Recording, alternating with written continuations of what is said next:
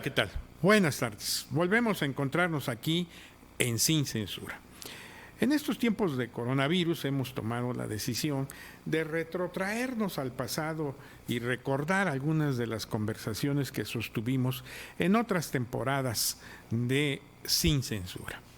En particular, hoy quiero retrotraer una conversación realizada el 21 de enero del 2004, ya casi 16 años, más de 16 años, con Roberta Esperandio Traspadini, una investigadora, economista, analista política, en su momento, en aquel tiempo también dirigente del movimiento de los Sin Tierra en Brasil, su natal Brasil, que se encontraba en nuestro país. Con ella hicimos una retrospección también de la historia de Brasil desde el punto de vista político, económico, claro, breve, en función del tiempo que se dispone en el programa, y nos remitimos para iniciar la conversación a la época de Getúlio Vargas, el presidente de Brasil que gobernó de 1930 a 1945. Y de ahí ya venimos recorriendo diferentes etapas, la Castelo Branco, de la dictadura que fue también en Brasil terrible, el gobierno de Enrique Cardoso, de Fernando Enrique Cardoso, la elección de Tancredo Neves, que un presidente que falleció antes de tomar posesión y luego lo sucedió José Sarney, los cambios que se generaron en el sistema político, económico, el voto a las mujeres, la llegada del neoliberalismo,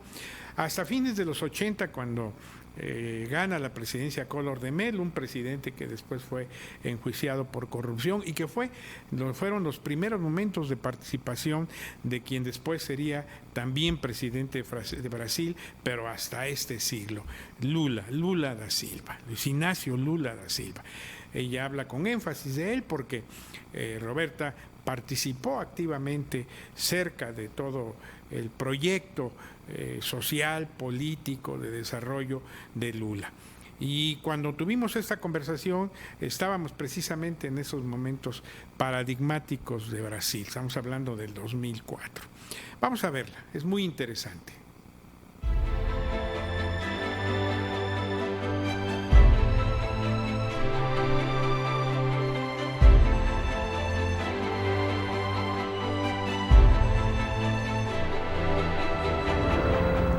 ¿Qué tal, amigos?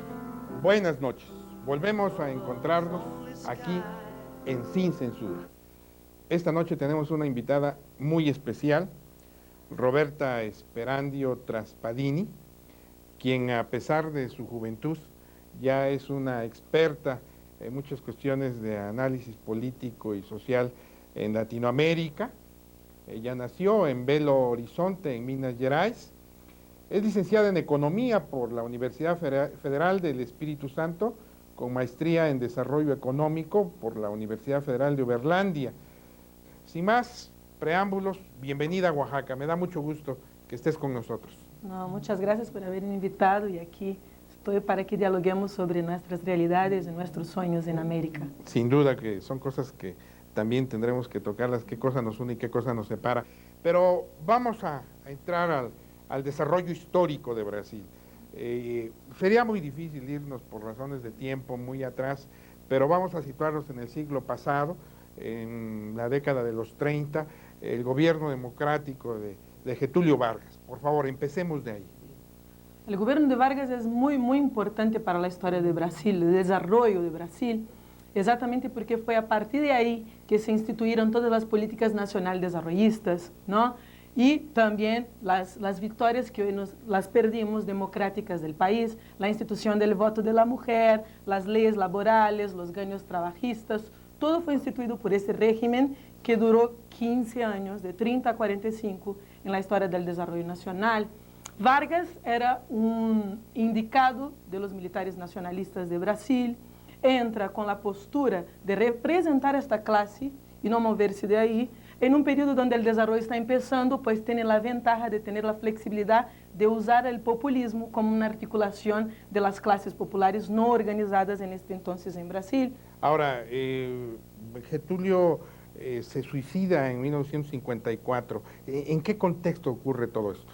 Bueno, en 52 Getúlio es electo por gran parte de la población que vota, y entra en una gran contradicción porque es electo por esta clase trabajadora que vio las ventajas del periodo anterior, los logros que consiguió en tanto clase de organizarse en sindicatos y de tener un auge y una prosperidad en el sector económico, ¿no? Entonces lo eligen, pero Getúlio sigue representando esta clase dominante militar del país y en el medio del conflicto, populismo, clases populares, desarrollo, clases militares, ¿a quién responder? Llega un momento donde la lucha es tan antagónica que los militares están presionando por un lado y las masas por otro. Entonces no aguantó esta presión y mandó una carta, escribió una carta que fue bien divulgada, que hoy sale un libro, El Diario de Vargas, donde evidencia que no pudo responder a su sueño de ver el desarrollo de un país desde las masas por presiones externas y presiones internas. Y llega Juscelino Kubitschek. ¿Cómo es esta etapa? Ahí es una etapa todavía más osada de la implementación del parque industrial brasileño. Juscelino Kubitschek instituiu en 56 un plan de desarrollo que quedó caracterizado como plan de metas, que era básicamente potenciar transportes, energía y toda la cuestión de las aeronaves y de la línea de aparatos de guerra nacionales de Brasil. Entonces, este periodo es un periodo también donde se construye en 60 la capital del país, Brasilia, como una visión de instituir lo político como la gran meta de un proyecto de desarrollo de un país de la dimensión de Brasil, que en este periodo, en los 50, tenía más o menos 75 millones de habitantes. 75 millones, pero es un periodo relativamente corto, porque luego en 64 viene el golpe de Estado de Castelo Branco y las condiciones cambian. Yo creo que eso es otro momento culminante de ya de la época más contemporánea. Claro, es otro parteaguas, ¿no? Ahora, hay que distinguir dos momentos muy distintos de este proceso. ¿Qué cambia en términos de la política de desarrollo del país, si es que cambia, y que cambia en términos del carácter democrático de esta política de desarrollo, ¿no? En tanto, política de desarrollo no cambia mucho, sigue siendo el fortalecimiento de la economía nacional volcada para el sector internacional. Brasil nunca tuvo en ninguno de sus procesos históricos una perspectiva de desarrollo hacia adentro, o sea, potenciar el consumo de la mayor parte de la población de su país. No, siempre tuvo un orden de desarrollo volcado para afuera. Y en este periodo de los militares, que van a asumir el poder en 64 y van hasta 85, se va a potenciar ante la crisis mundial y el éxito del capitalismo en el ámbito mundial, estas contradicciones del desarrollo capitalista en Brasil, pero que no van a impedir que siga teniendo la misma línea de desarrollo puesta desde Vargas, que es la visión de potenciar el país desde la lógica del capital internacional.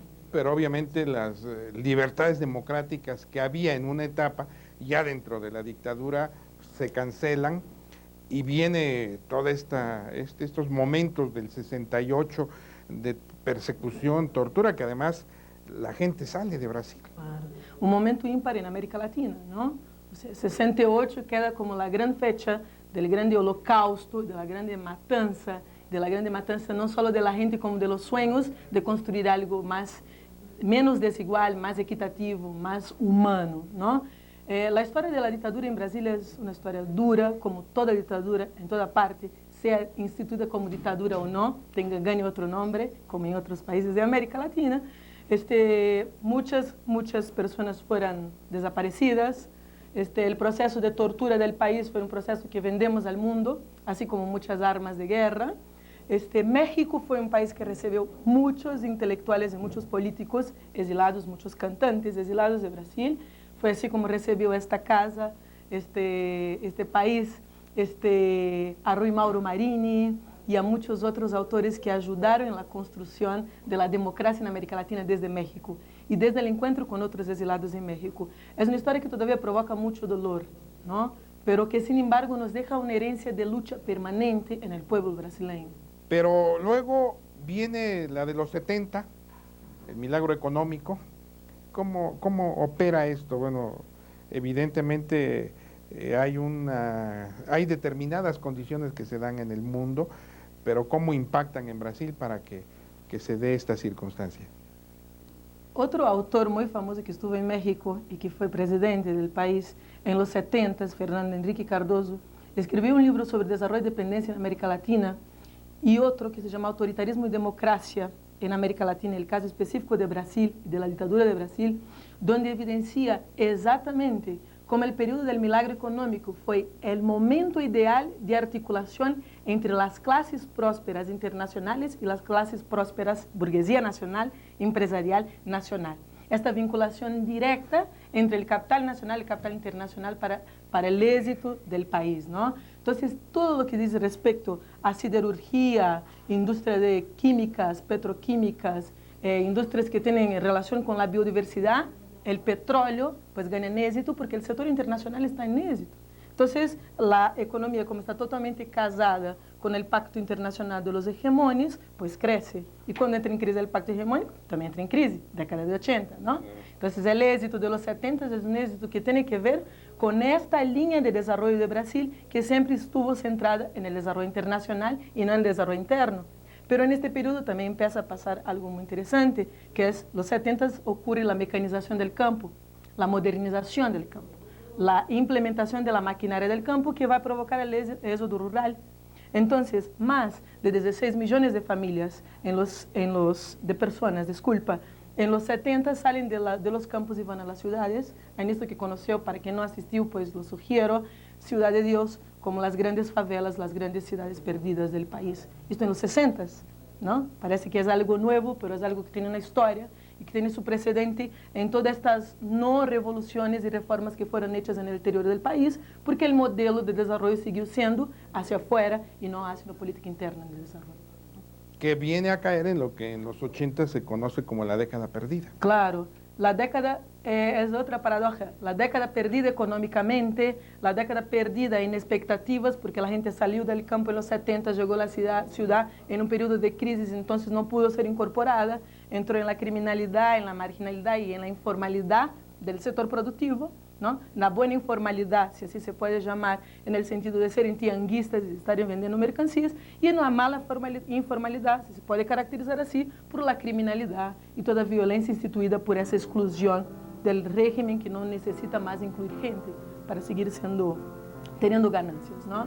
Y que además de eso quisiéramos que entráramos un poquito mayor precisión a la época desde Tancredo Neves, pero vamos a hacer un corte muy breve para promocionar aspectos del canal y regresamos contigo, si te parece, Roberta. Sí.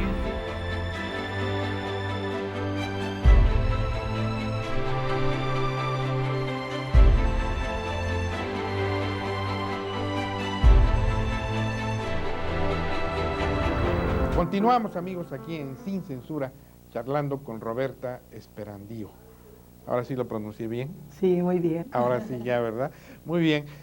Estamos en Tancredo Neves, que muere antes de asumir el poder, y entra José Sarney. ¿Qué pasa ahí? Bueno, es muy interesante, porque hay toda una conmoción, una emoción social con la victoria de Tancredo Neves, porque tenía la representación de ser el parteaguas del fin de la dictadura y del inicio de la democracia en Brasil. Sin embargo, su vice, que es José Sarney, es también un representante del periodo de los políticos militares del Brasil del periodo anterior, y asume por una enfermedad que tiene Tancredo Neves y que lo va a llevar a la muerte antes de llegar al poder en 85. O sea que sí es muerte natural. Muerte natural. No hay posibilidades de especulación. Ninguna posibilidad de especulación. De acuerdo. Es internado por una enfermedad seria, que no me acuerdo si es cáncer o qué otra enfermedad, y muere antes de asumir el poder. Asume Tancredo, y la primera política, populista o no, pero que surte efectos en Brasil, es instituir el derecho al voto novamente, ya prohibido en el acto institucional número 5 de 68, para que en las próximas elecciones sean directas y la gente vaya a las urnas votar por el candidato que quiere. Más que esto, Sarney se caracterizó como un político como los demás, que tiene una total relación con el sector internacional, un sector que en 85 ya está en crisis, la crisis de la década perdida universalmente, crisis del petróleo, crisis de todas los procesos de importación y exportación que estaba sufriendo el país. Entonces, el periodo de Sarney va a estar metido en esto que quedó caracterizado como la década perdida, ¿no? Y en 89 sí ocurre el primer proceso de directas ya con el pueblo indo allí. Pero que además con muy mala suerte, porque llega Fernando Collor de Mello, que cae en 92, él no termina su periodo, pero que verdaderamente lleva a la corrupción y se le acusan de muchas cosas, ¿no? A Collor de Mello. Foi outro processo muito interessante em Brasília. Deste me acordo bem porque eu estava nas calles lutando por el processo de impeachment, não?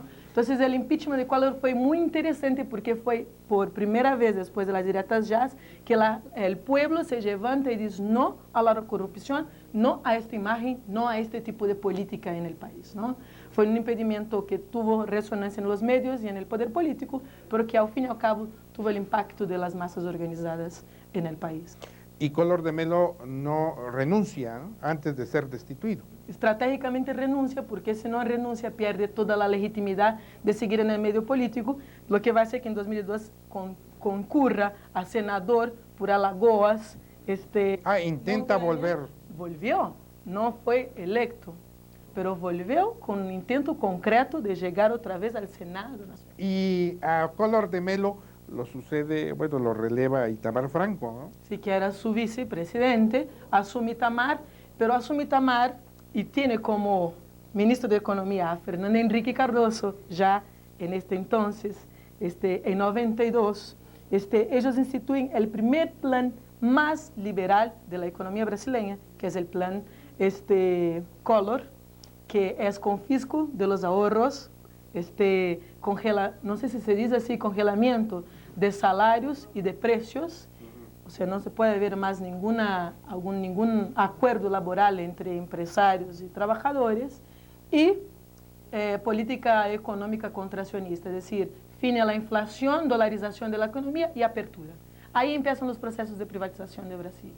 Excepto de la Petrobras, todos los grandes patrimonios nacionales, desde la energía a la energía natural, empiezan a ser privatizados. Que ya es en el contexto del neoliberalismo. Totalmente del neoliberalismo. En 92, lo que va a seguir de 94 con la elección de Fernando Henrique, ya oficialmente, y en sus dos mandatos de 94 y 98. Ahora, una observación importante es que en 89, por primera vez, Lula concurre a la presidencia de la República. A competir por la presidencia. A competir por la presidencia como representante de los proletariados del país, ¿no? Es un sindicalista del ABC Paulista, uno de los recóncavos, uno de los lugares más importantes de la historia sindical y de los movimientos organizados de Brasil. Tiene una imagen de proletario, habla como proletario, no tiene grado de escolaridad, no tiene una imagen de proyección como tiene Fernando Collor de Mello, pues Lula no llega al segundo turno. En 89 va Fernando Collor de Mello y Mário Covas, que después se transformó en alcalde de São Paulo. Perdeu Covas para Collor, pero ahí ya se empezaba a pronunciar debates antagónicos en términos del desarrollo nacional brasileño. Por un lado, el Partido de los Trabajadores, representado por Lula, queriendo un proyecto popular de desarrollo interno. Y por otro, Fernando Collor de Mello, con el proyecto neoliberal. Eso es desde 89. 89. Desde 89. Y 2002, Lula. Lula es un fenómeno que a mí me apasiona y me interesa, y me gustaría que abordaras sobre ello. Es decir, porque es una figura muy atractiva Lula, pero que sin duda ha tenido un proceso de transformación. ¿Cómo gana Lula? ¿Cómo es el mismo Lula del 89 el que llega el 2002? ¿Piensa igual? ¿Sus políticas? ¿Sus alianzas son las mismas? ¿Cómo se da todo este proceso? Hablar sobre Lula para mí es muy complicado porque yo acompañé toda su trayectoria ya como un sujeto, una ciudadana que votaba, que iba a las urnas y que creía en un proyecto alternativo. Este Lula no es el mismo. O sea, es el mismo porque un sujeto no cambia su historia. El sujeto trae en sí su historia, ¿no? Es el mismo proletario, hijo de gente pobre, miserable, de la periferia del país, ¿no? Donde hoy estamos más del 60% de la población brasileña, ¿no? En la miseria. en el país. Pues como representante de 89, llega en 2002, ya tentado llegar a la presidencia 3 veces anteriores, no ha habido conseguido, llega en 2002 con una campaña totalmente de marketing, incluso Duda de Mendonça, que es el rey del marketing en el país, que como todos los reyes del marketing sabe cómo vender una imagen, hablar lo que la gente quiere oír sin comprometerse con la concreción de este hablar. Así son los marqueteros de toda parte del mundo, en especial el marketing político. Duda de Mendonça construye la imagen de un Lula burgués con alianza con las otras clases. Este Lula, hay que preguntarse en qué ganó y en qué perdió. O sea, es decir, Lula llega a la presidencia con una enorme herencia de exclusión en Brasil, de conflictos sociales en Brasil, de apertura de la economía y de destrucción del patrimonio nacional. Este Lula que llega ahí llega con tres facetas distintas. La primera, el Lula que sigue siendo el representante de las clases organizadas populares. La segunda, el Lula que es el representante de la burguesía nacional brasileña, que en los últimos años de Fernando Henrique perdió más que acumuló en los 10 años de crecimiento económico. Y el Lula que puede negociar con el sector internacional, léase Fundo Monetário y Banco Mundial. Estos tres ambientes antagónicos en algunos momentos y no tan antagónicos en otros, en el caso de la burguesía nacional e internacional, están ahí mediados en el ambiente de Lula. A tal punto que Lula asume un discurso hoy, que es el que una cosa es lo que yo digo, otra cosa es lo que yo puedo concretar. No necesariamente yo puedo concretar la reforma agraria en un país de miserables que importa frijol y arroz, teniendo la dimensión territorial que tiene, 8.570.000 kilómetros cuadrados de extensión, 350 millones de tierras cultivables que están en la mano de los latifundistas, improductivos del país porque están en el capital especulativo. Entonces este representante deja de ser un aliado de las clases populares y también empieza a negociar con estas clases populares. Entonces en esto estamos en términos de la desesperanza y esperanza. A ver qué pasa, a ver qué sucede. Y bueno, a Lula, como tú misma lo comentas, lo viviste, lo sentiste, lo apoyaste, desde el movimiento de los que se funda en 84, desde 84, y al que tú perteneces y para el que estás haciendo algunas actividades. Me gustaría brevemente que nos hicieras una reflexión sobre ello. Claro, el movimiento Sin Tierra, que cumple ahora en enero 20 años de historia legalizada ante la historia de 500 años de exclusión y de destrucción de los movimientos sociales organizados de Brasil, nace en 84, anterior a ese periodo de directas ya, como una propuesta de organización del campo. Es decir, no puede ser que en tamaña exclusión, hoy, de los 175 millones de habitantes, 60% están pobres, es decir, ganan menos de $8 día, $8 día, y 35 millones ganan menos de $1 día. 35 millones de brasileños, ¿no? Son estos brasileños que están en la miseria del campo o en la miseria de la ciudad, en lo que nosotros llamamos de favelas, los cerros estos iluminados, como Brasil no es un gran valle, ¿no? O sea, o como las ciudades de São Paulo y Río de Janeiro no son un gran valle, todo que es cerro ahí es periferia. No hay riqueza en el cerro como en algunas partes de aquí, donde encuentras riqueza del cerro, ¿no? Lo que quiere decir que tienes una gran emoción social. Claro. Qué bueno, no hay que perderla. ¿Qué nos une y qué nos separa para terminar el programa? Yo creo que nos une esta esperanza de que nuestros pueblos pueden organizarse por un país mejor, independiente de todos los fracasos políticos e institucionales hechos en la historia del desarrollo de nuestros países. Todavía lo que nos une es esta articulación desde las bases, desde los movimientos sociales, desde estos sectores que vehiculan la verdad no dicha de los hechos de nuestros países, ¿no? Como este programa y como esta posibilidad de ir más allá de la especulación mentirosa sobre el carnaval, el fútbol o el prehispánico en México. Lo que nos diferencia es que México, a pesar de todo, tuvo revoluciones fundamentales para la historia de América Latina y Brasil no. Las revoluciones brasileñas fueron destruidas antes de que se tornara un proceso revolucionario. Entonces, la cultura prehispánica que sigue viva acá en la gente, en su forma de ser y en su forma de resistir, allá está ausente porque somos un país nuevo que dentro de estos 500 años vio siendo destruida todas sus raíces indígenas, negras que llegaron colonizadas y del pueblo mestizo que caracterizamos nosotros. Te agradezco mucho, Roberta. Qué interesante conversación esta que hemos tenido. ¿Algo que quieres agregar para los oaxaqueños? No, muchas gracias, pues espero que disfrutemos, que podamos dialogar otras veces sobre estos temas. México para mí es fascinante, o sea, me fascina la riqueza de la diversidad en este país, la riqueza de lo diferente. La pobreza de México no tiene nada que ver con la pobreza y la violencia de Brasil. Es un país mucho más tranquilo en estos términos, un país que sabe recibir a la gente y por eso pues cuenta con mi total afectividad. Muchas gracias. Gracias a ti. Amigos, hemos llegado al final de Sin Censura. Ya saben a qué hora es, ya saben qué día es, ya saben en qué canal es. Los quiero mucho. Buenas noches. No heaven